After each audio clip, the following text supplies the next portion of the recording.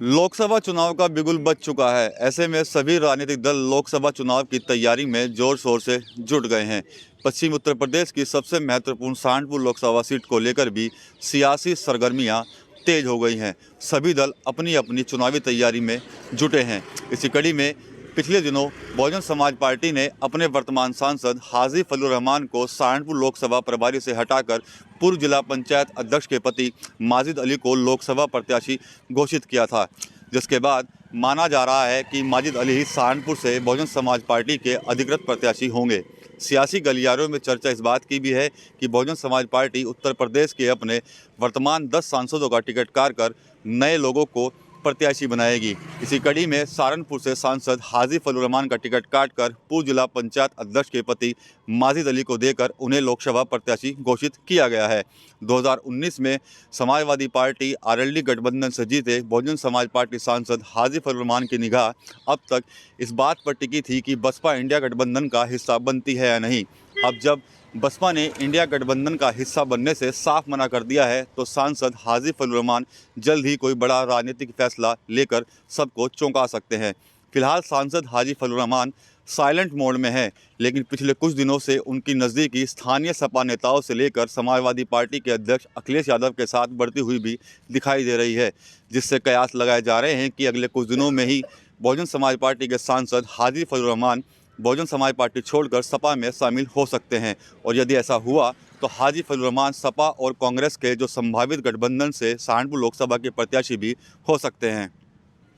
बसपा के बाद अब बात करते हैं भारतीय जनता पार्टी की। भारतीय जनता पार्टी ने लोकसभा चुनाव को लेकर अपनी ज़मीन को मजबूत करना शुरू कर दिया है। जो कमियां 2019 में हुई थी, उनको सुधारने के लिए पार्टी ने अपना होमवर्क शुरू कर दिया है। भाजपा ने बूथ स्तर पर पार्टी को मजबूत करने के लिए कुछ दिन पहले ही अपने मंडल प्रभारियों की घोषणा की थी। इसके अलावा पार्टी के बड़े नेताओं से लेकर कार्यकर्ता लगातार जनता के बीच जाकर मोदी सरकार के द्वारा किए गए कार्यों का बखान कर रहे हैं। गौरतलब है कि 2014 के लोकसभा चुनाव में जिस वक्त समाजवादी पार्टी की उत्तर प्रदेश में सरकार थी, उसके बावजूद भी भारतीय जनता पार्टी के राघव लखनपाल शर्मा ने यहां पर बीजेपी का परचम लहराया था।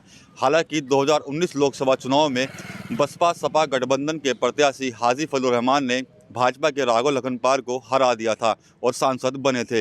लेकिन 2019 के बाद सियासी तस्वीर काफ़ी बदली है और भाजपा सबका साथ सबका विकास का नारा लेकर चुनावी मैदान में उतर चुकी है। भाजपा से यदि दावेदारों की बात करें तो यहां पर पूर्व सांसद राघव लखनपाल शर्मा बेहद मजबूत स्थिति में नज़र आ रहे हैं। इसके अलावा कुछ चेहरे और भी हैं जो अपनी दावेदारी पेश कर रहे हैं।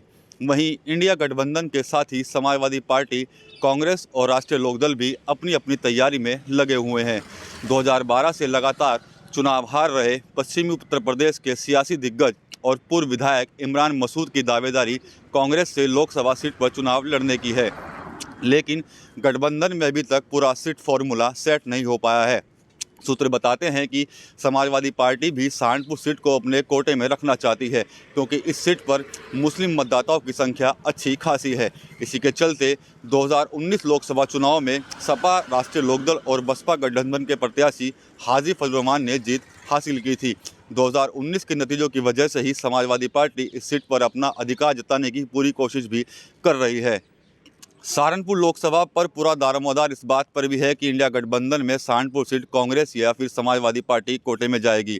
और यदि कहीं सांसद हाजी फजलुर रहमान बसपा को छोड़कर सपा में शामिल हो जाते हैं, तो सपा की दावेदारी इस सीट पर सबसे ज़्यादा मजबूत होगी और सपा हाजी फजलुर रहमान को ही सहारनपुर लोकसभा से चुनाव भी लड़वाएगी। और यदि ऐसा होता है तो सबसे ज़्यादा मुश्किल इमरान मसूद के सामने खड़ी हो सकती है, क्योंकि इमरान मसूद भी अपने एक मजबूत वोट बैंक की वजह से सहारनपुर लोकसभा सीट से प्रबल दावेदार हैं। इसके अलावा पिछले कई दिनों से राजनीतिक रूप से गायब चल रहे पूर्व मंत्री डॉक्टर धर्म सिंह सैनी और कुछ अन्य नेता अभी गठबंधन की तरफ टकटकी लगाए हुए हैं। गठबंधन के सीट फॉर्मूले के सेट हो जाने के बाद माना जा रहा है कि धर्म सिंह सैनी जैसे बड़े नेता किसी भी न किसी दल से अपनी दावेदारी सहारनपुर लोकसभा से पेश कर सकते हैं। सहारनपुर लोकसभा का किंग कौन होगा, यह तो भविष्य के घर में छुपा हुआ है, लेकिन सहारनपुर लोकसभा का चुनाव बड़ा दिलचस्प और रोमांचक नजर आ रहा है। TV9 यूपी के लिए सहारनपुर से विकास कपिल।